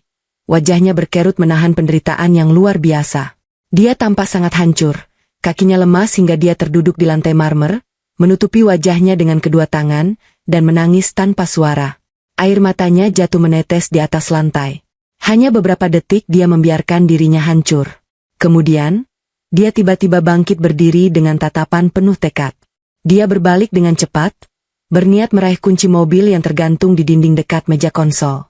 Jelas sekali dari gerak-geriknya, dia berencana untuk segera menyusulku keluar dan membawaku pergi, persetan dengan semua ancaman yang ada. Namun, tepat saat tangannya hampir menyentuh kunci mobil, ibu mertuaku dan adik iparku muncul dari arah dapur, menghalangi langkahnya. Ibu mertuaku merentangkan kedua tangannya. Mau kemana kau? Jangan bodoh. Biarkan wanita tidak tahu di untung itu kedinginan di luar. Ucap ibu mertuaku dalam rekaman itu, suaranya terdengar sangat tenang namun kejam. Minggir, Bu. Aku mau beli rokok. Kepalaku mau pecah. Alasan suamiku dengan suara kasar, berusaha mendorong ibunya pelan agar dia bisa lewat. Dia jelas sedang berbohong agar bisa keluar mencariku. Adik iparku dengan sigap menyodorkan sebuah cangkir besar berisi teh yang masih mengepulkan uap panas. Rokok tidak baik kalau sedang pusing, Kak. Minum teh ini dulu, biar pikiranmu tenang. Tadi malam ibu yang membuatkannya khusus untukmu. Bujuk adik iparku dengan nada manis yang dibuat-buat, memaksa menyelipkan cangkir itu ke tangan suamiku. Suamiku menatap cangkir teh itu dengan pandangan kesal, lalu menatap ibunya yang terus menghalangi jalan. Sadar bahwa dia tidak akan bisa melewati mereka berdua tanpa menimbulkan perdebatan panjang yang akan membuang waktu berharganya, suamiku akhirnya mengambil cangkir teh itu. Dengan gerakan terburu-buru, dia menenggak habis teh yang masih panas itu dalam beberapa kali tegukan besar, lalu meletakkan cangkir kosongnya di atas meja dengan kasar. Puas? Sekarang minggir, aku mau keluar. Bentak suamiku, kembali melangkah maju. Namun, baru 3 langkah dia berjalan menuju pintu, langkah kakinya tiba-tiba gontai. Suamiku memegang kepalanya, matanya tampak kehilangan fokus. Dia terhuyung ke samping, menabrak meja hias hingga beberapa vas bunga bergetar. Apa yang kalian masukkan ke dalam minumanku? Gumam suamiku dengan suara yang semakin lemah. Pandangannya kabur, tubuh besarnya kehilangan keseimbangan. Ibu mertuaku tersenyum sinis. Hanya obat tidur dosis tinggi, sayang. Kau butuh istirahat panjang agar tidak melakukan hal-hal bodoh yang akan merugikan kita semua. Sebelum suamiku bisa memberikan perlawanan, tubuhnya ambruk ke lantai. Dia pingsan tak sadarkan diri akibat efek obat yang bereaksi dengan sangat cepat. Adik iparku segera berjongkok, merogoh saku celana suamiku dengan kasar, dan mengambil ponsel utamanya. Ayo, Bu, bantu aku menyeretnya ke kamar bawah. Kita kunci dia di sana sampai besok siang. Biarkan istrinya mati kedinginan di jalanan, atau mati kelaparan, aku tidak peduli, ucap adik iparku sambil tertawa licik. Mereka berdua kemudian menarik tubuh suamiku yang lemas, menyeretnya menjauh dari pintu, dan menguncinya dari luar. Aku menutup mulutku dengan kedua tangan, air mata kembali mengalir membasahi pipiku. Dadaku terasa sesak. Aku menyaksikan dengan mata kepalaku sendiri bagaimana pria yang sangat kucintai itu dijebak, diracun dengan obat tidur, dan disekap di rumahnya sendiri hanya karena dia berusaha menyusulku. Pengorbanannya begitu besar. Dia rela menanggung kebencianku, rela bersandiwara menjadi pria brengsek di depanku, dan kini dia harus menderita karena kelicikan keluarganya sendiri. Aku menghapus air mataku dengan kasar. Pak Bima, lihat ini, ujarku dengan suara serak, menggeser laptop agar Pak Bima bisa melihat rekamannya.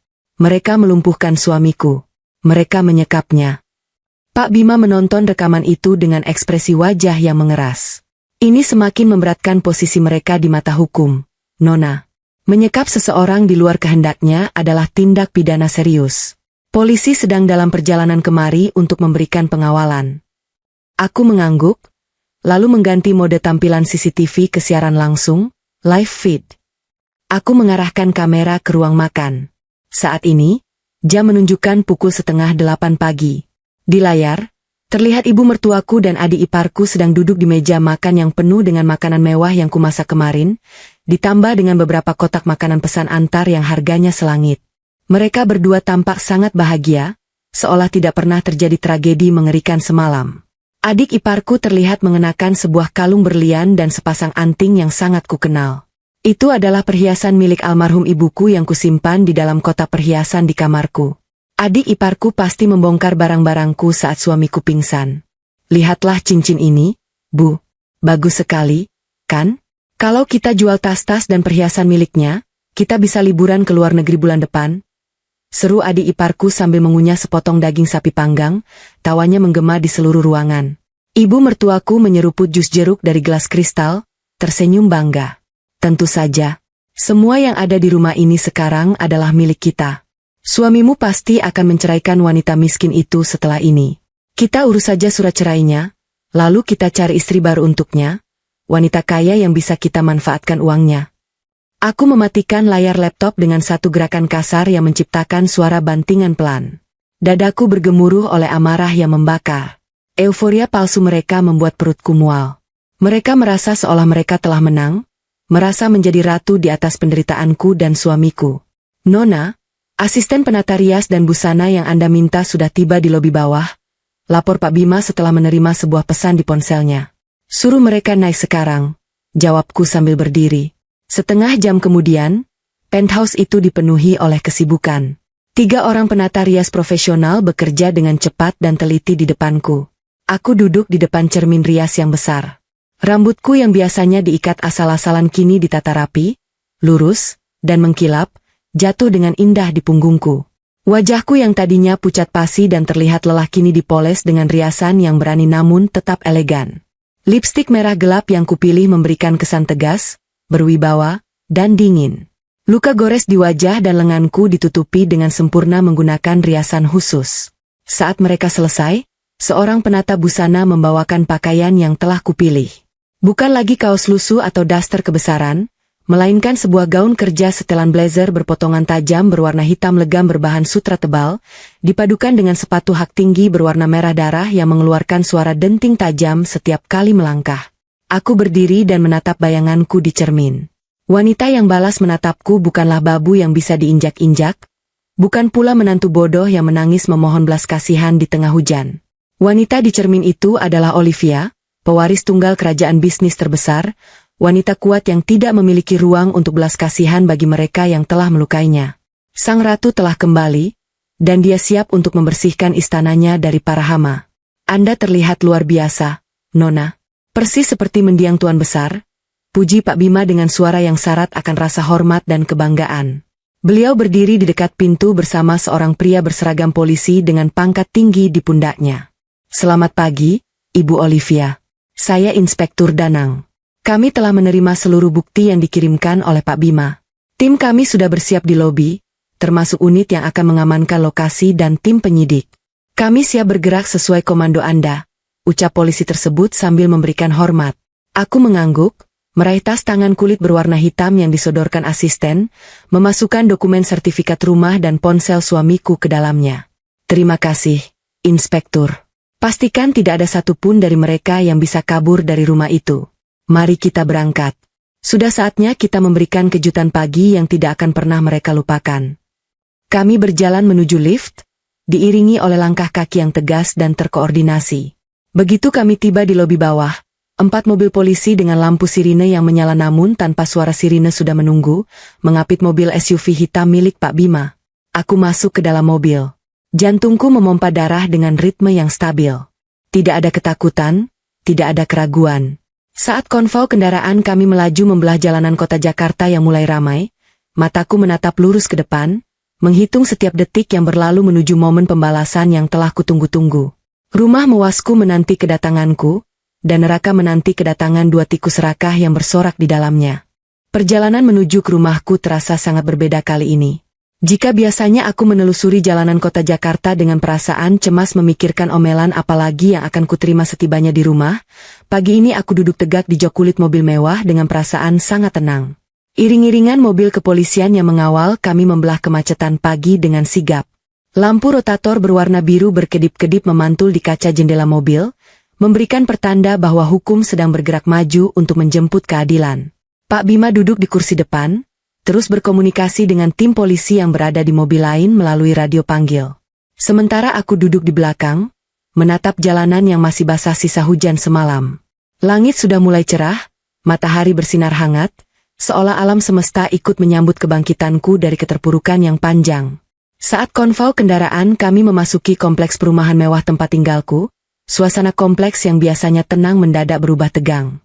Beberapa tetangga yang sedang berolahraga pagi atau menyiram tanaman menghentikan aktivitas mereka, menatap dengan penuh tanda tanya ke arah rombongan mobil polisi yang melaju pelan menyusuri jalan utama kompleks. Aku tidak peduli dengan tatapan mereka. Fokusku hanya satu, yaitu rumah besar berpagar besi tinggi yang berada di ujung jalan. Rumah yang dibangun dengan keringat dan kerja keras mendiang ayahku, rumah yang selama ini telah direbut dan dinodai oleh keserakahan ibu mertuaku dan adik iparku. Mobil kami berhenti tepat di depan gerbang utama yang tertutup rapat. Inspektur Danang, yang memimpin operasi ini, turun dari mobilnya dan memberikan isyarat kepada anak buahnya. 2 orang petugas polisi berseragam lengkap berjalan mendekati gerbang. Mereka tidak memencet bel, melainkan langsung menggunakan alat pemotong rantai khusus karena gembok gerbang dikunci dari dalam. Suara gesekan logam yang nyaring memecah keheningan pagi. Dalam hitungan detik, gembok besar itu patah dan jatuh ke tanah.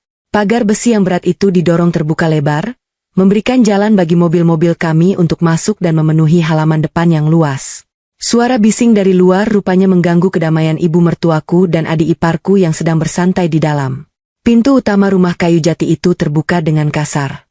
Ibu mertuaku melangkah keluar ke teras dengan wajah merah padam karena marah. Beliau mengenakan daster sutra mahal yang dibeli menggunakan uangku, sementara adik iparku mengekor di belakangnya, masih mengenakan kalung berlian milik ibuku yang ia curi dari kamarku. Wajah mereka yang tadinya penuh dengan senyum keangkuhan mendadak berubah pucat pasi saat melihat belasan polisi berseragam sudah mengepung halaman depan rumah mereka. Apa-apaan ini?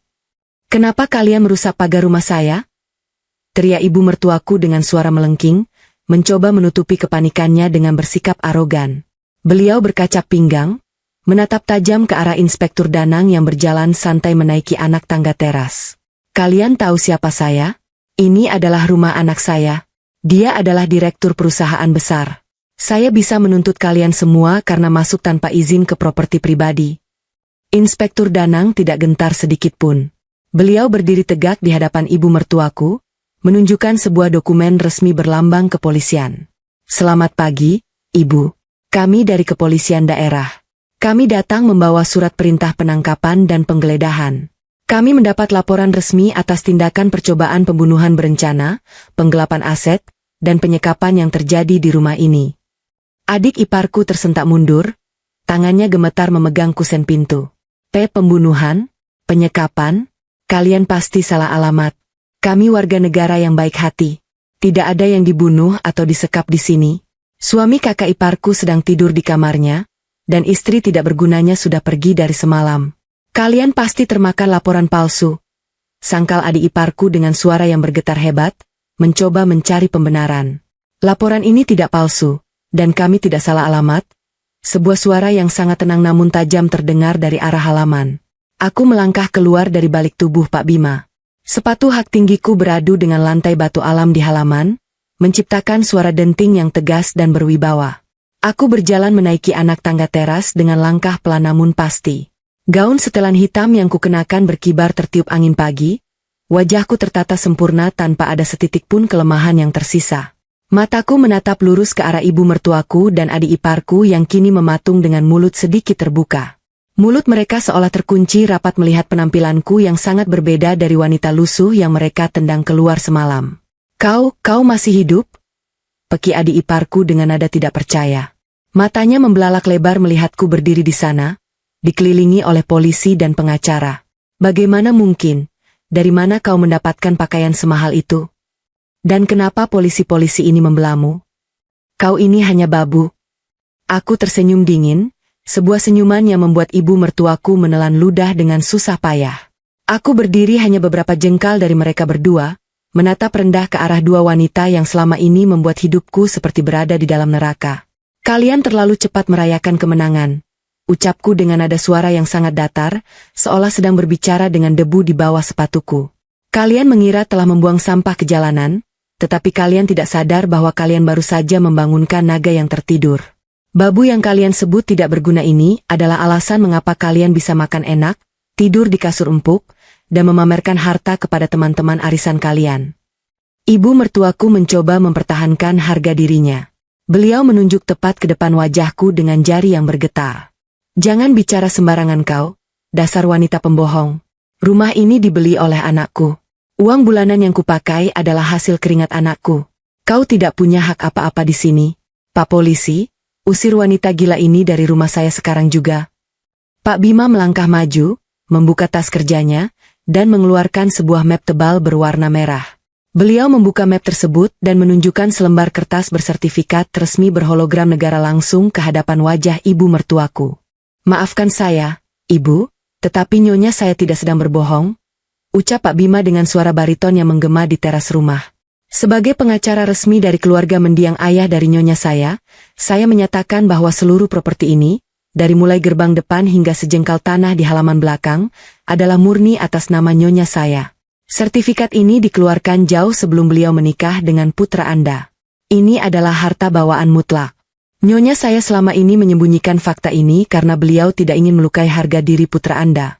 Namun karena kalian telah melampaui batas, hak keistimewaan itu dicabut secara permanen. Kalianlah yang selama ini menumpang hidup di rumahnya. Mata ibu mertuaku terbelalak melihat nama yang tertera jelas pada sertifikat itu. Mulutnya terbuka dan tertutup seperti ikan yang kehabisan napas. Wajahnya yang tadi merah karena marah kini berubah seputih kapur. Adik iparku memegang kepalanya, kakinya lemas hingga ia nyaris terjatuh jika tidak berpegangan pada dinding. Tidak mungkin, ini pasti dokumen palsu. Anakku yang membelinya. Racau ibu mertuaku, menggelengkan kepalanya dengan kuat. Selain itu, sambung Pak Bima tanpa menghiraukan bantahan konyol tersebut. Mulai pukul 4 pagi tadi, seluruh akses perbankan, kartu kredit tambahan, dan kartu ATM yang Anda berdua pegang telah diblokir secara permanen oleh Bank Pusat. Seluruh dana telah ditarik kembali ke rekening pribadi nyonya saya. Kalian saat ini tidak memiliki uang sepeser pun. Bahkan baju tidur sutra yang Anda kenakan dan perhiasan yang adik ipar pakai itu berstatus sebagai barang curian jika nyonya saya menghendakinya. Keheningan yang mencekam menyelimuti teras itu. Kesombongan yang mereka bangun selama bertahun-tahun runtuh tak bersisa hanya dalam waktu beberapa menit. Namun, aku belum selesai. Menghancurkan harta mereka barulah permulaan. Aku ingin menghancurkan kebebasan mereka. Aku merogoh ke dalam tas tanganku dan mengeluarkan ponsel kedua milik suamiku. Aku menatap adik iparku yang kini mulai menangis ketakutan. Kalian sangat licik karena merencanakan pembunuhanku menggunakan racun tanpa warna dan rasa. Kalian mengancam suamiku untuk mengusirku agar tangannya kotor sementara tangan kalian bersih. Tapi kalian lupa satu hal. Suamiku jauh lebih cerdas dari kalian berdua. Aku menekan tombol layar dan memutar rekaman ancaman malam tadi dengan volume penuh. Suara melengking adik iparku yang mengancam akan meneteskan racun, suara tawa licik ibu mertuaku, dan suara keputusasaan suamiku menggema dengan sangat jelas, disaksikan langsung oleh belasan petugas kepolisian. Itu bukan suaraku. Kalian merekayasa rekaman itu. Jerit adik iparku histeris, mencoba merebut ponsel itu dari tanganku, namun dua orang petugas kepolisian langsung memegang kedua lengannya dengan kuat. Bantahan Anda bisa disampaikan di pengadilan nanti, sela Inspektur Danang dengan tegas. Beliau mengeluarkan tablet dari tangannya. Selain bukti rekaman suara ini, kami juga telah mengantongi bukti visual dari kamera keamanan tersembunyi di ruang tamu. Kami memiliki rekaman yang sangat jelas saat Anda berdua memberikan minuman yang telah dicampur obat penenang dosis tinggi kepada suami Anda sendiri semalam, menyekapnya di dalam kamar terkunci, dan mencuri ponsel utamanya. Bukti ini sudah lebih dari cukup. Mendengar tentang kamera CCTV, pertahanan ibu mertuaku hancur seketika. Tubuhnya yang gemuk ambruk ke lantai teras. Beliau bersujud di depanku, menangis meraung-raung sambil mencoba memeluk kakiku, namun sepatuku dengan cepat mundur satu langkah. Ampuni ibu, nak. Ibu hilaf. Ibu salah.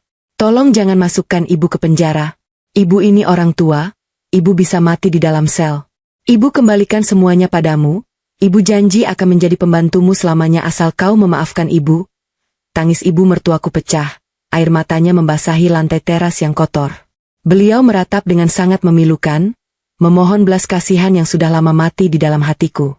Adik iparku ikut meronta-ronta dari pegangan polisi, menangis histeris. Kakak ipar, tolong aku. Aku masih muda, masa depanku masih panjang. Aku minta maaf. Aku janji tidak akan mengganggumu lagi. Tolong jangan penjarakan aku. Jeritnya dengan wajah yang sudah basah oleh air mata dan riasan yang luntur. Aku menatap mereka berdua dengan sorot mata yang kosong. Tidak ada simpati. Tidak ada belas kasihan. Segala permohonan maaf mereka terdengar seperti lagu sumbang di telingaku. Aku mengingat kembali malam-malam di mana aku menangis sendirian di kamar belakang yang sempit, saat aku harus makan sisa makanan mereka, dan saat aku dibuang ke jalanan di tengah badai. Mereka tidak pernah memberikan belas kasihan saat aku memohon. Kini, aku pun akan melakukan hal yang sama. Inspektur, bawa mereka pergi dari hadapanku. Rumahku terasa kotor dengan kehadiran mereka.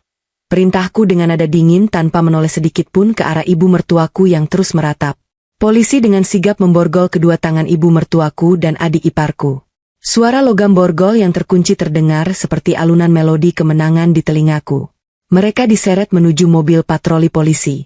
Jeritan, tangisan, dan permohonan ampun mereka menggema di seluruh kompleks perumahan, menjadi tontonan gratis bagi para tetangga yang selama ini mengira keluargaku adalah keluarga terhormat. Aku berdiri tegak bak seorang ratu di atas teras rumahku sendiri, menyaksikan kehancuran mereka dengan kepuasan yang tidak bisa digambarkan dengan kata-kata. Skakmat yang sangat elegan, tanpa perlu mengotori tanganku sendiri. Setelah mobil patroli yang membawa ibu mertuaku dan adik iparku pergi meninggalkan pekarangan rumah, suasana mendadak menjadi sangat sunyi.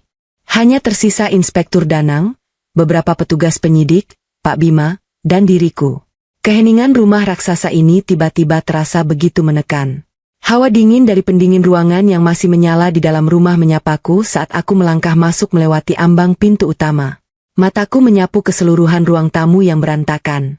Vas bunga yang pecah akibat suamiku terhuyung semalam masih berserakan di lantai. Cangkir teh yang digunakan untuk meracuni suamiku masih tergeletak di atas meja hias, menunggu untuk disita sebagai barang bukti. Nyonya, di mana posisi kamar tempat suami Anda disekap? Tanya Inspektur Danang dengan sopan, membuyarkan lamunanku. Di kamar tamu lantai bawah, letaknya di ujung lorong sebelah kiri dekat dapur. Kuncinya pasti dibawa oleh dua wanita tadi, atau mereka sembunyikan entah di mana, jawabku sambil melangkah menyusuri lorong yang terasa begitu panjang. Jantungku yang tadi berdetak dengan ritme tenang saat menghadapi musuh-musuhku, kini kembali berdebar kencang. Ada rasa rindu, khawatir, dan cemas yang bercampur baur di dalam dadaku memikirkan kondisi suamiku. Kami tiba di depan sebuah pintu kayu solid yang terkunci rapat dari luar. Tidak ada suara apapun dari dalam.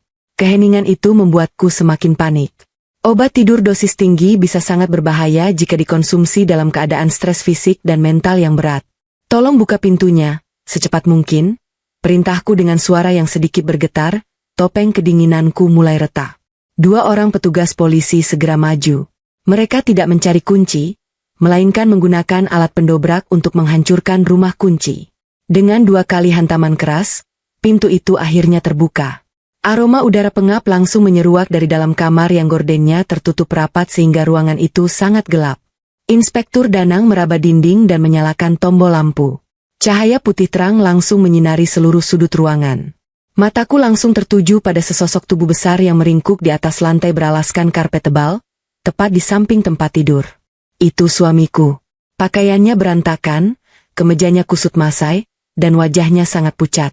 Dia tampak masih setengah tidak sadar akibat pengaruh obat penenang. Suara pintu yang didobrak paksa rupanya menariknya paksa dari alam bawah sadar. Suamiku mengerang pelan, memegang kepalanya yang pasti terasa berputar-putar. Dia perlahan-lahan membuka kelopak matanya yang berat, menopang tubuhnya dengan satu siku untuk mencoba duduk.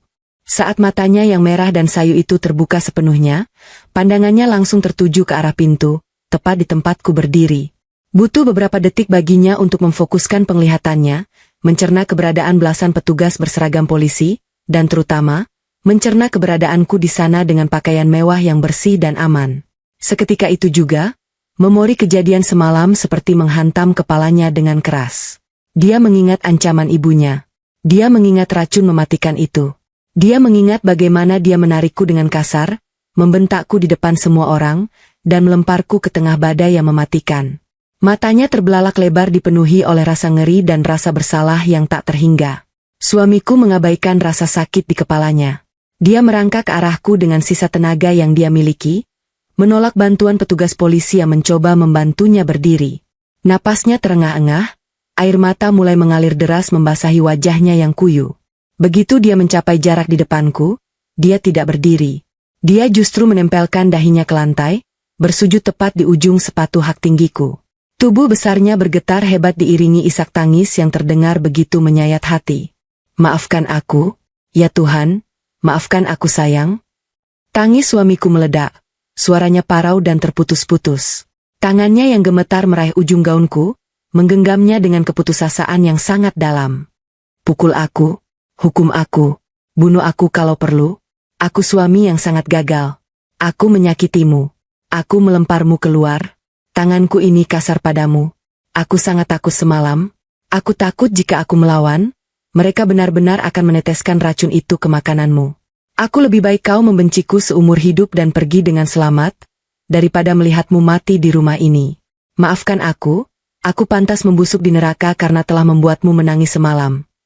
Melihat pria yang begitu kuat ini hancur dan bersujud memohon ampunan karena rasa cintanya yang begitu besar padaku, pertahananku benar-benar runtuh. Air mata yang sejak tadi kutahan akhirnya tumpah membasahi pipiku.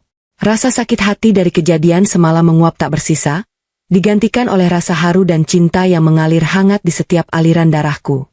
Dia mengorbankan harga dirinya sebagai seorang suami, mengorbankan kewarasannya, murni hanya untuk memastikan aku tetap bernapas. Aku tidak mempedulikan gaun mahalku. Aku segera menjatuhkan diriku ke lantai, berlutut di hadapannya. Kupegang kedua bahunya yang kokoh, menarik tubuhnya agar dia bangun dari sujudnya. Begitu dia mengangkat kepalanya yang basah oleh air mata, aku langsung menangkup kedua pipinya dengan telapak tanganku yang lembut. Mataku menatap langsung ke dalam matanya yang dipenuhi penyesalan. SSST sudah, Mas. Berhenti minta maaf. Tolong jangan menangis seperti ini. Bisikku dengan suara yang sangat lembut, menghapus air mata di pipinya menggunakan ibu jariku. Aku tahu, Mas. Aku sudah tahu semuanya. Aku menemukan ponsel yang kamu selipkan di saku jaketmu. Aku sudah mendengar semua rekaman ancaman itu. Mata suamiku melebar, napasnya tertahan sejenak. Kamu menemukannya? Kamu mendengarnya? Aku mengangguk sambil tersenyum tulus di sela-sela tangisku. Iya, aku mendengar semuanya. Kamu bukan suami yang gagal. Kamu adalah pahlawanku. Kamu mengambil keputusan paling sulit untuk menyelamatkan nyawaku, meskipun kamu tahu itu akan membuatku sangat membencimu. Kamu menjebak dirimu sendiri dalam penderitaan demi diriku. Kamu tidak perlu dimaafkan, karena kamu sama sekali tidak melakukan kesalahan padaku. Terima kasih, Mas. Terima kasih karena sangat mencintaiku. Mendengar kata-kataku, suamiku tak mampu lagi menahan emosinya. Dia menarikku ke dalam pelukannya dengan sangat erat, membenamkan wajahnya di ceruk leherku. Dia menangis sejadi-jadinya, meluapkan seluruh beban, ketakutan, dan rasa bersalah yang nyaris membuat akal sehatnya hilang sejak semalam. Aku membalas pelukannya tak kalah erat, mengelus punggungnya dengan lembut, membiarkan kehangatan tubuh kami saling menyembuhkan luka batin satu sama lain. Di ujung badai yang mengerikan ini, pelukan inilah pelabuhan paling aman bagi kami berdua. Pak Bima dan para petugas kepolisian yang menyaksikan momen itu memilih untuk mundur perlahan keluar kamar, memberikan kami ruang privasi untuk merayakan keselamatan dan kebebasan yang baru saja kami raih kembali. Setelah suamiku sedikit lebih tenang, aku membantunya duduk di tepi tempat tidur dan menceritakan segalanya secara perlahan. Aku memberitahunya tentang kebenaran aset keluargaku, tentang bagaimana aku memutarbalikkan keadaan pagi ini, dan tentang ibu serta adiknya yang kini telah dibawa oleh pihak kepolisian. Suamiku mendengarkan semuanya dalam diam. Tidak ada sedikit pun rasa marah atau keberatan di wajahnya ketika mengetahui ibu kandungnya di penjara. Dia justru merasa sangat lega karena racun mematikan itu telah dijauhkan dari kehidupan kami selamanya. 1 bulan telah berlalu sejak hari pembalasan yang mendebarkan itu. Waktu yang berjalan berhasil memulihkan banyak hal dalam hidup kami. Di kantor pusat perusahaan properti peninggalan ayahku, sinar matahari sore menembus jendela kaca raksasa di ruang direktur utama. Aku duduk di balik meja kerja kayu mahoni yang besar, memeriksa laporan keuangan bulanan. Suara ketukan pintu terdengar sebelum pintu terbuka, menampilkan suamiku yang masuk membawa secangkir teh hijau hangat. Dia kini mengenakan setelan jas kerja yang rapi, tampak sangat tampan dan berwibawa. Suamiku telah resmi mengundurkan diri dari pekerjaannya yang berat di kapal pesiar. Setelah melalui banyak pertimbangan, dia memutuskan untuk menetap di darat agar kami tidak pernah terpisahkan lagi. Aku menunjuknya sebagai direktur operasional di perusahaanku. Meskipun awalnya dia merasa segan karena takut dianggap menumpang hidup, aku berhasil meyakinkannya bahwa dengan kecerdasannya, kami bisa mengembangkan perusahaan ini jauh lebih besar bersama-sama. Dia membuktikan kata-kataku. Dalam waktu 1 bulan, kinerjanya sangat memuaskan, dan dia mendapatkan rasa hormat dari seluruh karyawan bukan karena dia suamiku, melainkan karena kemampuannya memimpin. Sementara itu, nasib ibu mertuaku dan adik iparku berbanding terbalik dengan kebahagiaan kami. Mereka terbukti bersalah di pengadilan atas tuduhan percobaan pembunuhan berencana, penyekapan, dan penggelapan barang berharga. Hakim menjatuhkan vonis hukuman penjara belasan tahun yang sangat berat, ditambah dengan denda yang besar. Suamiku tidak pernah sekalipun menjenguk mereka. Baginya, saat mereka merencanakan untuk membunuhku dengan racun, ikatan darah itu telah putus secara mutlak. Kami membiarkan mereka membusuk di dalam sel dingin, merenungi kebodohan dan keserakahan yang telah menghancurkan hidup mereka sendiri. Rumah megah kami kini terasa sangat berbeda. Tidak ada lagi suara makian, tidak ada lagi tatapan merendahkan, dan tidak ada lagi ruang belakang yang sempit tempat aku biasa menangis. Kami merenovasi ulang beberapa sudut rumah untuk membuang memori buruk peninggalan 2 wanita licik itu. Kini, rumah itu dipenuhi oleh suara tawa, kehangatan, dan kedamaian yang sesungguhnya. Suamiku meletakkan secangkir teh itu di atas mejaku, lalu berjalan ke belakang kursiku. Dia menunduk, mengecup puncak kepalaku dengan lembut, lalu melingkarkan lengannya di leherku dari belakang. Pekerjaan hari ini sudah selesai, Nyonya Direktur. Waktunya pulang ke istana kita, bisiknya dengan nada menggoda. Aku menutup laptopku sambil tersenyum lebar, menyandarkan kepalaku ke dadanya yang bidang. Aku menggenggam tangannya erat. Kisah pahit rumah tanggaku telah berakhir, meninggalkan sebuah pelajaran yang sangat berharga. Terkadang, kebaikan hati dan sikap mengalah tidak akan membuat orang jahat sadar, melainkan membuat mereka semakin berkuasa. Aku harus hancur terlebih dahulu agar bisa bangkit menjadi pribadi yang jauh lebih kuat. Kini, sebagai seorang istri yang dicintai, seorang pemimpin yang dihormati, dan seorang wanita yang tahu harga dirinya, aku siap melangkah menyusuri sisa hidupku tanpa sedikit pun rasa takut. Badai telah berlalu, dan langit cerah akhirnya menjadi milikku sepenuhnya.